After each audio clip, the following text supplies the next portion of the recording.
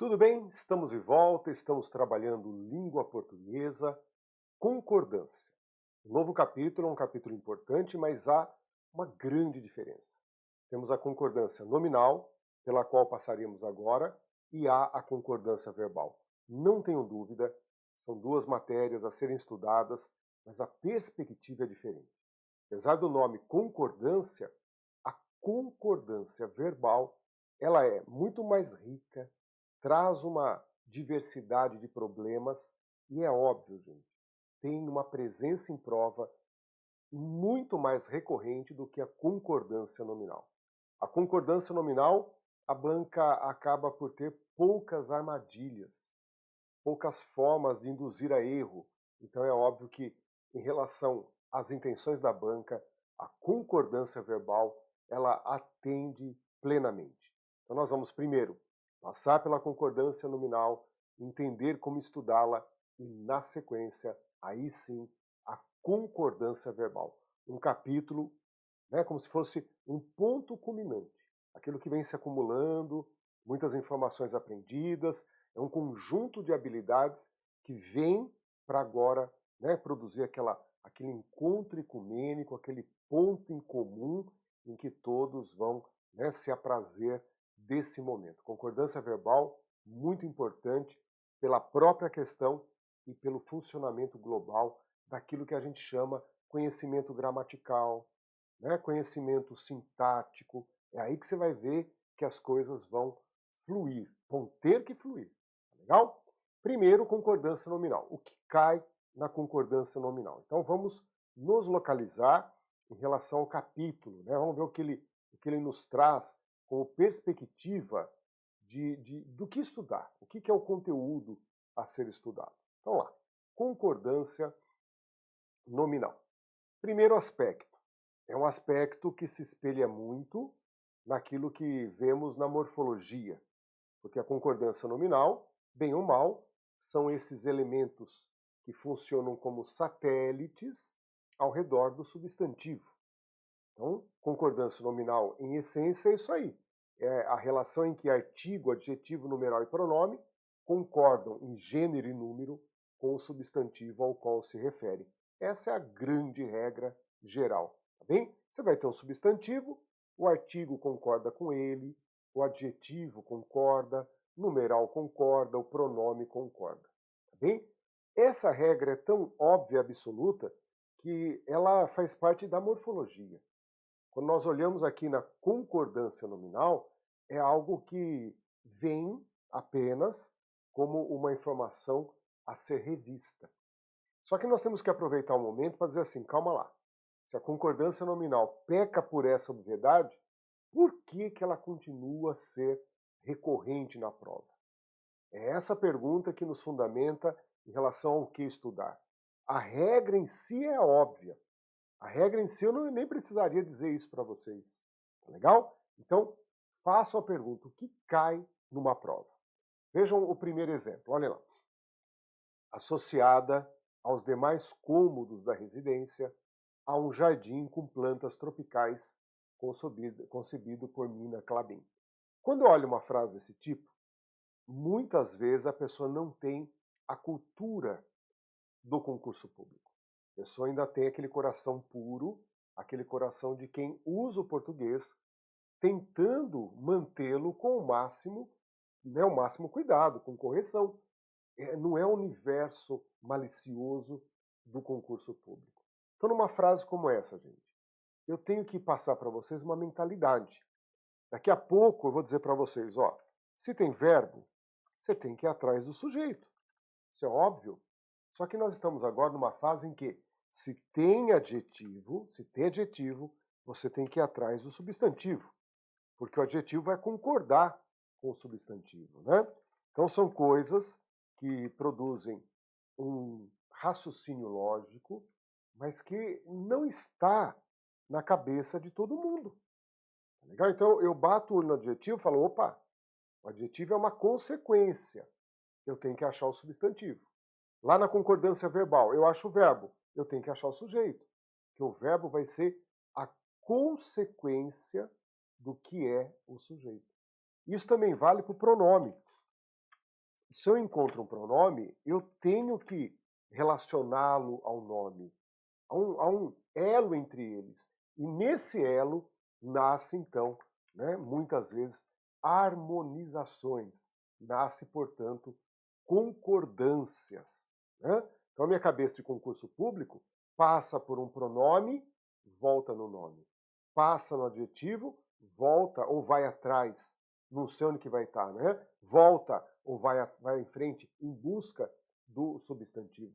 E lá na concordância verbal tem verbo, tem que achar o sujeito. Tá bem? Se não tem sujeito, tem que ter uma explicação teórica para a ausência desse sujeito. Daí vem sujeito oculto, sujeito indeterminado, sujeito inexistente. Aí é uma razão teórica, porque o ordinário é toda oração ter sujeito. Se aquela oração não tem sujeito, ela tem que ter uma explicação teórica. E há, né, isso que é bacana, sujeito oculto, sujeito indeterminado, sujeito inexistente.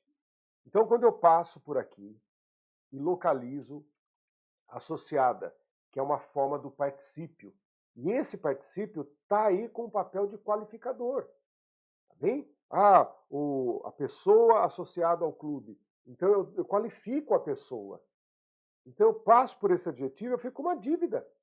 É como se desse ali uma nota que, paga ali no próximo caixa. Alguém te dá um recibo, algo para você acertar. Então, ao passar por aqui, associado, alguma coisa é associado aos demais cômodos da residência. E nesse caso, o que é associado aos demais cômodos é o jardim. E aí encontramos o erro de concordância. Tá bem? Então, o correto seria associado aos demais cômodos da residência a um jardim. Tá bem? É o jardim que está associado aos demais cômodos. Vamos ver o segundo exemplo. Vamos lá.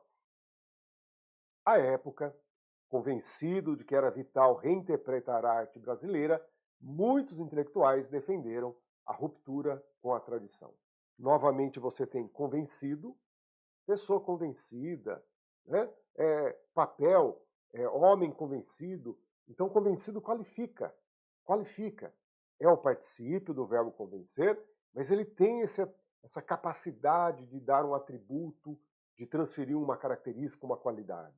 Tá legal? Então, quando eu olho para o convencido, eu crio uma dívida. Eu preciso pagar o que está convencido. Quem foi convencido? Convencido de que era vital, quem que foi convencido? E na progressão do texto, a gente encontra ali muitos intelectuais. Então, o correto seria, né, no plural, à época, convencidos de que era vital reinterpretar a arte brasileira, muitos intelectuais. Na hora que você pergunta quem que estava aí convencido? Os intelectuais. Daí a necessidade da harmonização, da concordância nominal. Por que concordância nominal? Porque a concordância nominal, gente, é a que mexe com o gênero e o número. Na concordância verbal, é o número e a pessoa. A primeira pessoa, segunda pessoa, singular, plural. Aqui é o gênero, masculino, feminino, e o número, singular e plural. Por isso que na frase número 1, você ajeitou, concordou, né, criou harmonia em relação ao gênero. Na número 2, você criou uma harmonia em relação ao número. Por isso que é a concordância nominal. Tá bem? Na última frase, a dona da casa, dono de casa não suportava ver sujo ou desorganizado. O que ela não suportava ver sujo? Os móveis, os vidros, os cristais. Móveis, masculino. Vidros, masculino. Cristais, masculino. Tem que ver, né? Se tem tudo masculino, tudo feminino. Se for masculino e feminino, predomina o neutro masculino. Então, vejo que móveis já é a primeira, né, na construção. A gente poderia até pensar numa concordância atrativa, tá bem? Mas nesse caso, como a sujeira e a desorganização se referem a todos os elementos, móveis, vidros e cristais, há a necessidade ali de estabelecer o plural, né? Não suportava ver sujos em móveis, vidros e cristais. A primeira perspectiva, então, de estudo em relação àquilo que a gente chama de concordância nominal é uma perspectiva gêmea à concordância verbal. Exatamente igual, nem vamos estender então, porque a regra está ali, né? Aquelas formas com valor de adjetivo precisavam concordar em gênero e número com o substantivo a que se vinculavam. Ó a regra. A regra, o problema então não era a regra, era vincular. Houve inversão, houve distanciamento, houve uma dificuldade para vincular uma coisa a outra.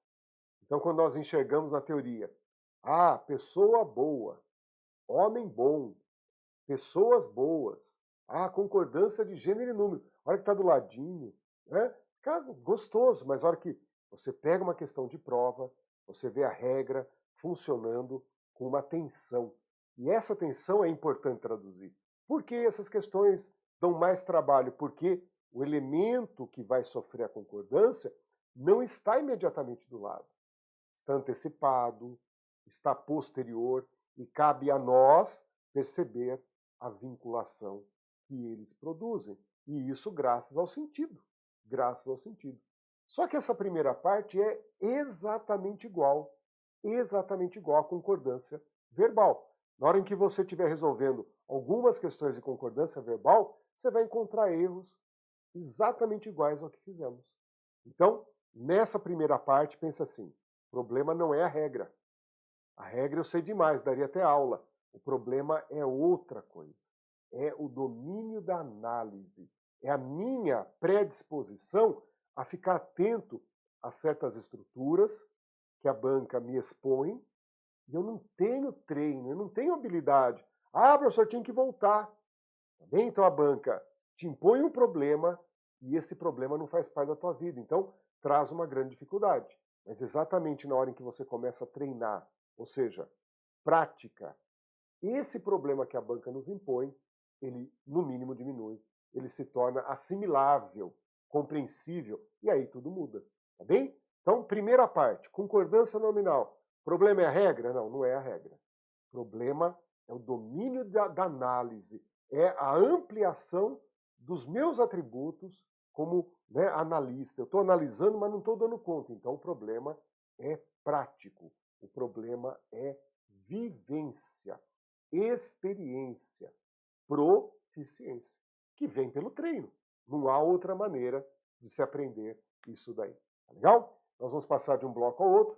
Quando voltarmos, nós vamos ver a segunda parte da concordância nominal. A primeira parte é a prática, o treino, porque a regra é única. Valeu?